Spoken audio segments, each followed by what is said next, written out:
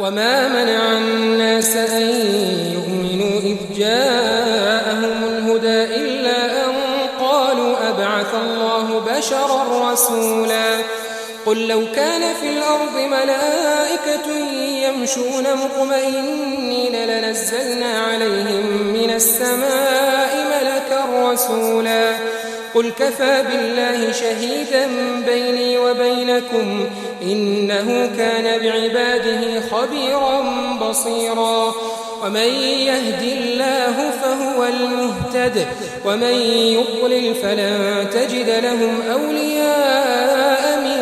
دونه ونحشرهم يوم القيامة على وجوههم عميا وبكما وصما مأواهم جهنم كلما خبت زدناهم سعيرا ذلك جزاؤهم بأنهم كفروا بآياتنا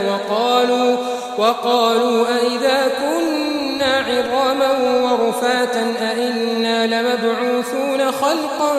جديدا أولم يروا أن الله الذي خلق السماوات والأرض قادر على أن يخلق مثلهم وجعل لهم أجلا لا ريب فيه فأبى الظالمون إلا كفورا